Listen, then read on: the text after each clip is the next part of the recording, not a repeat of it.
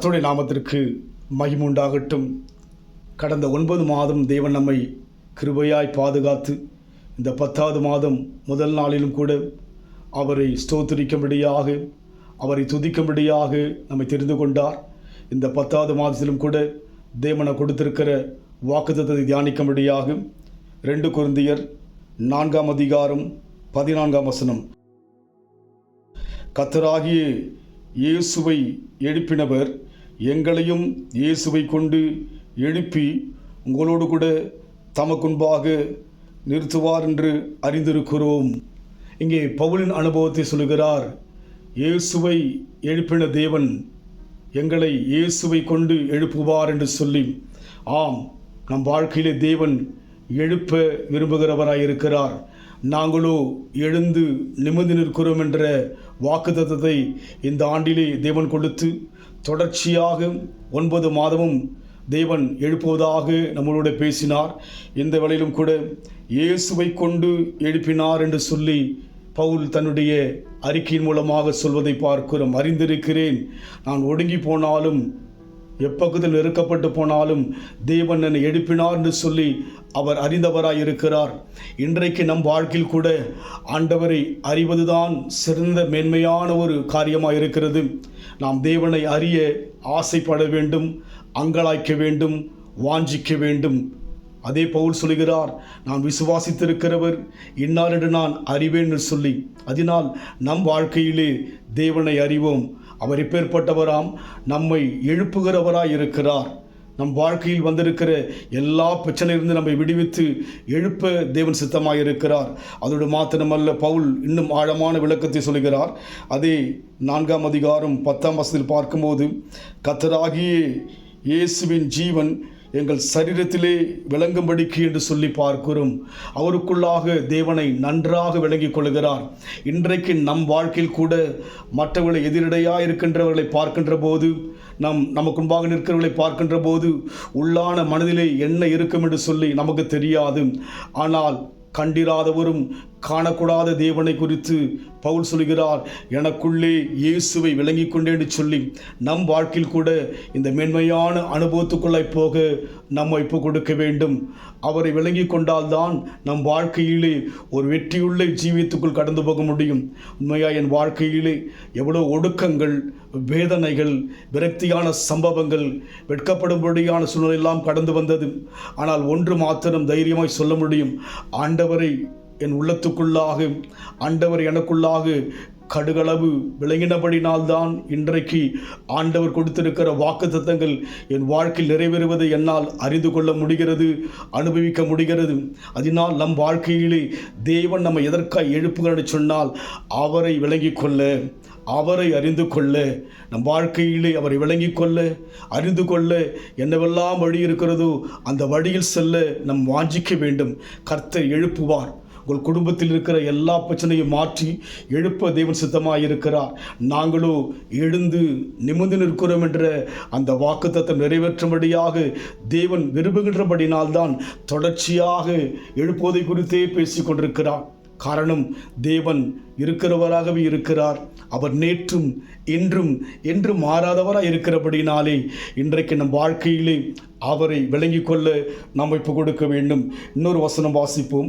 அதே 2 கொரிந்தியர் 4ஆம் அதிகாரம் 16ஆம் வசனம். தேவனால் மகிமை விளங்கும்படிக்கென்று சொல்லி பார்க்கிறோம். தேவனுடைய மகிமை அவர் விளங்கிக் கொள்கிறவராயிருக்கிறார். நெருக்கங்கள், வேதனைகள், பலவிதமான சோதனை ஊடாக பவுல் கடந்து வந்த போதிலும் கூட அவர் மகிமையை அவர் விளங்கி கொண்டார். லாசரு மரித்த பிற்பாடும் 4 நாட்கள் ஆன பிற்பாடும் ஆண்டவர் லாசருடைய குடும்பத்தை சந்திக்கும்படியாக, மரியாளையும் மார்த்தாளையும் சந்திக்கும்படியாக பெத்தேனாவுக்கு கடந்து வருவதை பார்க்கிறோம். அங்கே லாசரு மரித்து 4 நாட்கள் ஆனபடியினாலே யாவரும் கலங்கி அழுது கொண்டிருக்கின்ற போது ஆண்டவரும் கடந்து வந்தார். அவர் ஆவியிலே கலங்கினார் என்று பார்க்கிறோம். அதோடு மாத்திரமல்ல, ஆண்டவர் அந்த குடும்பத்துக்காய் கண்ணீர் விட்டார். அதுபோல இன்றைக்கு நம் வாழ்க்கையில் கூட நமக்காய் கலங்குகிறவர் யார் என்று யோசிக்க வேண்டாம். உங்களுடைய கலக்கத்திலே தேவனும் கலங்குகின்ற தேவனாயிருக்கிறார். நீங்கள் கண்ணீர் விடும்போது ஒன்றை மறந்து போக வேண்டாம், இயேசுவும் கண்ணீர் விடுகிறவராயிருக்கிறார். அன்றைக்கு துக்கமான அந்த குடும்பத்தில் இயேசு கடந்து போனார். ஆவியில் கலங்கினார். அதோடு மாத்திரமல்ல, அவர் கண்ணீர் விட்டார் என்று பார்க்கிறோம். அதுபோல ஒன்றை விளங்கிக் கொள்ளுங்கள், உங்கள் குடும்பத்தில் இயேசு இருக்கிறார் என்பதை விளங்கிக் கொள்ளுங்கள். அவரை அறிந்து கொள்ள நாம் அதிகமாக வாஞ்சிக்க வேண்டும். அங்கே நாம் பார்க்கின்ற போது மார்த்தாளுடைய அந்த குடும்பத்தில் கடந்து போன போது லாசருடைய கல்லறைக்கு இயேசு கிறிஸ்து கடந்து போகிறார்.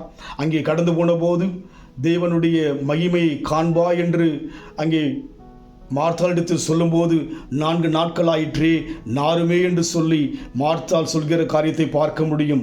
ஆனால் அங்கே தேவனுடைய மகிமை வெளிப்பட்டது. 4 நாட்கள் ஆகப்பட்டு நாற்றமெடுத்த லாசருவை தேவன் உயிரோடு கூட எழுப்பினார். அதுபோல இன்றைக்கு இந்த 3 மாதங்களிலே, இந்த 10வது மாதத்திலே எவையெல்லாம் மரித்தது போல சூழ்நிலை இருக்கலாம், மறைக்கப்படுவது போல சூழ்நிலை இருக்கலாம், இவை எல்லாவற்றிலிருந்து தேவன் உயிர்ப்பிக்க வல்லமையுள்ளவராயிருக்கிறார். நம்மை எழுப்ப வல்லமையுள்ளவராயிருக்கிறபடினாலே அன்றைக்கு மார்த்தாளுடைய குடும்பத்திலே, மரியாளுடைய குடும்பத்திலே தேவனுடைய மகிமை வெளிப்பட்டது. அதுபோல் இன்றைக்கு நம் வாழ்க்கையிலே, உங்கள் வாழ்க்கையிலே, இந்த மாதத்திலே, இந்த 3 மாதத்திலே தேவனுடைய மகிமை விளங்கும் என்று சொல்லி நாம் தெளிவாக விளங்கிக் கொள்வோம். காரணம், நம் தேவன் நம்மை எழுப்பும்படியாக நாங்களோ எழுந்து நிமிர்ந்து நிற்கிறோம் என்கிற அந்த அனுபவத்தில் செல்ல தேவன் நம் மீது கரிசனையோடு கூட இருக்கிறபடினாலே நாம் அந்த அனுபவத்தில் போக கொடுப்போம். இன்னொரு வசனத்தை வாசிப்போம். அதே 4ஆம் அதிகாரத்திலே வாசிக்கும் பொழுது 4ஆம் அதிகாரம் 16ஆம் வசனம், ஆனபடியினால் நாங்கள் சோர்ந்து போகிறதில்லை. எங்கள் புறம்பான மனுஷனை அடித்து உள்ளான மனுஷனை நாளுக்கு நாள் புதிதாக்குகிறோம் என்று சொல்லி பவுல் அங்கே சொல்வதை பார்க்கிறோம். நாங்கள் சோர்ந்து போவதில்லை என்று சொல்லி அவர் சொல்கிறார். இன்றைக்கு 9 மாதம் கடந்து வந்து விட்டோம். ஜெபித்த காரியம் இன்னும் நடக்கவில்லை, நான் கேட்ட காரியம் இன்னும் பெற்றுக்கொள்ள வேண்டி யோசித்து சோர்ந்திருக்கிறீர்களா? பவுல் சொல்கிறார், நாங்கள் சோர்ந்து போகிறதில்லை என்று சொல்லி. அதுபோல் இன்றைக்கு நீங்கள் சோர்ந்து போகாதிருங்கள். அழைத்த தேவன் உண்மையுள்ளவர், வாக்கு கொடுத்தவர், வாக்கு மாறாதவர். அவர் சொன்ன வார்த்தை நிறைவேற்ற வல்லவராயிருக்கிறார். ஒன்றை செய்யும்படியாக இங்கே பவுல் சொல்வதை பார்க்கிறோம். நாங்கள் சோர்ந்து போகிறதில்லை, எங்கள் புறம்பான மனுஷனை அழித்து என்று பார்க்கிறோம். உள்ளான மனிதனை அழிக்கும்படியாக, உள்ளான பெருமையான மனிதனை அழிக்கும்படியாக, ஒழுங்கற்ற மனிதனை அழிக்கும்படியாக, மற்றவர்களை ஏளனமாய் சிந்திக்கின்ற மனிதனை அழிக்கும்படியாக, கசப்போடு வாழ்கிற அந்த மனிதனை அழிக்கும்படியாக நம் வாழ்க்கையிலே தேவனுக்கென்று ஒப்பு கொடுக்கின்ற போதும் நம் வாழ்க்கையிலே தேவன் வெற்றியை கொடுக்க வல்லவர். உள்ளான அந்த மனுஷனை அழித்து உள்ளான மனுஷனை நாளுக்கு நாள் புதிதாக்கும்படியான ஒரு அனுபவம் நம் வாழ்க்கையிலே நாளுக்கு நாள் உள்ளான மனிதன் மாற்றமடையும்படியாக தேவன் விரும்புகிறவராயிருக்கிறார். நம் தன்மைகள், நம்முடைய குணங்கள், நம்முடைய ஸ்வாபம் எல்லாம் கர்த்தர் மாற்ற விரும்புகிறார். பாடிலெல்லாம் ஒழிந்தன, எல்லாம் புதிதாயின என்று சொல்லி பார்க்கிற வண்ணமாக தேவன் இன்றைக்கு நம் வாழ்க்கையிலே ஒரு மாற்றத்தை எதிர்பார்க்கிறார். நம் வாழ்க்கை அநேகருக்கு மிகுந்த பயனுள்ளதாக, பிரயோஜனம் உள்ளதாக நம் வாழ்க்கை இருக்க வேண்டும். இன்றைக்கு இந்த இஸ்ரவேல் தேசத்திலே எருசலேமில் இருந்து கொண்டிருக்கிறேன். என்னை அழைத்த அருமையான சகோதரர் எபினேசர் ஜான் அவர்கள் நிச்சயமாகவே அவர்கள் வாழ்க்கையிலே அவர்கள் ஏறக்குறைய 10 ஆண்டுகளுக்கு முன்பாக என்னிடத்திலே சொன்னார்கள், இஸ்ரவேல் தேசத்துக்கு நான் உங்களை அழைத்து போயிடச் சொல்லி. ஆனால் வருஷங்கள் கடந்து போனது. நானும் அதை குறித்து யோசிக்கவில்லை, மறந்து போனேன். அவரும் மறந்ததாக சொன்னார். ஆனால் கர்த்தர் அவர் வாழ்க்கையிலே நினைப்பூட்டி என்னை முழுமையாக எந்த செலவும் இல்லாதபடிக்கு என்னை மாத்திரமல்ல, ஏறக்குறைய இங்கே நாங்கள் 18 பேருக்கு மேலாக நாங்கள் கடந்து வந்திருக்கிறோம். அத்தனை பேருக்கும் அவரே தன் சொந்த செலவிலே கொண்டு வந்தார். உண்மையாகவே அவருடைய வாழ்க்கையிலே உள்ளான மனிதனுக்குள்ளாக மாற்றங்கள் வந்ததாக தான் பார்க்க முடியும். தேவனுக்காக பணத்தை ஒரு பெரிதா எண்ணாதபடிக்கு அவர் அனைத்து ஊழியர்களையும் குடும்பங்களையும் கர்த்தருடைய இந்த இடத்தில் நாங்கள் கொண்டு வந்து எங்கள் வாழ்க்கையிலே அநேக காரியங்களை அவர் மூலமாக தேவன் நடப்பித்தார். காரணம், உள்ளான மனுஷன் மாற்றும்படியாக தேவனுக்கென்று வாழ ஒப்பு கொடுப்போம்.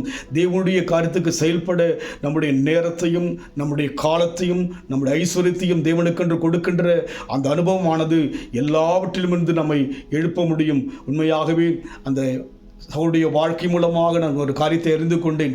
வந்து இந்த இடத்திலே நாங்கள் ஏறக்குறைய இந்த நாளிலே 10 நாட்கள் ஆக போகிறது. உண்மையாய் இத்தனை நாட்களும் என்னை அவ்வளவாக அவர் கனப்படுத்தினார். வந்து அத்தனை பேரும் சந்தோஷமாக இருக்கும்படியாக, உணவுக்கு குறையில்லாதபடிக்கு, எந்த ஒரு குறையில்லாதபடிக்கு என்னுடைய மனம் சந்தோஷமடையும்படியாக அந்த சகோதரனை தேவன் என் வாழ்க்கையிலே காண்பித்தார். அதுபோல் நம் வாழ்க்கை என்பது அநேகருக்கு பிரயோஜனமாக இருக்க வேண்டும். அநேகருடைய வாழ்விலே நம் வாழ்க்கை ஒரு வெளிச்சமாக இருக்க வேண்டும். உள்ளான மனுஷனை மாற்றுகிற அனுபவம் நம் வாழ்க்கையில் வர வேண்டும். நாளுக்கு நாள் உள்ளான மனிதன் புதிதாக்கப்படுகின்ற அந்த மேன்மைக்குள் வருகின்ற போது தேவன் நம்மை எழுப்ப வல்லவராய் இருக்கிறார். இயேசுவின் மூலமாய் நாம் எழுப்பப்பட்டு அநேகருடைய வாழ்விலே இயேசுவை பிரதிபலிக்க முடியும். அந்த அனுபவத்தில் போகும்படியாக நாம் தேவ சமூகத்தில் ஒப்பு கொடுத்து கண்களை மூடி ஜெபிப்போம். அன்பின் ஆண்டவரே, உம்மை துதிக்கிறோம் ஐயா. இந்த 10வது மாதம் இந்த முதல் நாளிலும் கூட உம்முடைய பொன் முகத்தை ஆண்டவரை நோக்கி பார்க்கும்படியாக, உம்முடைய மகிமையான பிரசன்னத்தை எங்களுக்குள் உணரும்படியாக நீர் பாராட்டின இந்த ஈவுக்காக நன்றி செலுத்துகிறோம் கர்த்தாவே. நீர் ஆசீர்வதிப்பீராக. இந்த மாதம் முழுமையாய் கர்த்தர் நடத்துங்க. இந்த மாதம் முழுமையாய் எல்லா தேவைகளையும் சந்திங்க. எங்கள் வாழ்க்கையிலே உள்ளான மனுஷன் ஆண்டவரே நாளுக்கு நாள் புதிதாக்கப்படுகின்ற ஒரு அனுபவத்துக்குள் நடத்தும்படியாக ஜெபிக்கிறோம். எங்களுக்குள் கோபங்கள், வைராக்கியங்கள், கசப்புகள், பெருமைகள், ஆணவங்கள் இவையெல்லாம் உள்ளான மனிதனுக்குள் அடங்கும்படியாக, உள்ளான மனுஷனுக்குள் இயேசு ஆண்டவரே எங்களை எடுப்பது உண்மை என்று சொன்னால் இயேசுவை பிரதிபலிக்கும்படியாக எங்களை ஒப்புக் கொடுக்கிறோம் கர்த்தாவே. நீர் பொறுப்படுத்திக் கொள்ளும். ஒவ்வொரு குடும்பத்தையும் ஆசீர்வதியும் ஐயா. இந்த மாதம் எல்லா தேவைகளையும் சந்திப்பீராக ராஜா. நிறைவான தேவன் கடந்து வரும்போது குறைவான எங்களுடைய வாழ்க்கையெல்லாம் விலகி போகும் என்று பார்க்கிறோம் ஆண்டவரே. இல்லாதவைகளை இருக்கிறதை போல அழைக்கிற தேவன் ஐயா. உம்மால் செய்யக்கூடாத அதிசயமான காரியம் ஒன்று உண்டோ என்று பார்க்கிறோம் அல்லவா. உம்மால் எல்லாம் கூடும் ஐயா. இந்த 10வது மாதம் ஆண்டவரே எல்லாமால் கூடும் என்று நாங்கள் விசுவாசிக்கிற கர்த்தாவே. அற்புதங்களை செய்யுங்க, ஆசீர்வதிங்க ராஜா. நாமத்துக்கே நாங்கள் மகிமை வாழும்படி ஒப்புக் கொடுக்கிறோம். பொறுப்படுத்திக் கொள்ளுங்க இயேசுவின் நாமத்தில் பிதாவே, ஆமீன். கர்த்தர் ஆசீர்வதிப்பாராக. God bless you. God bless you.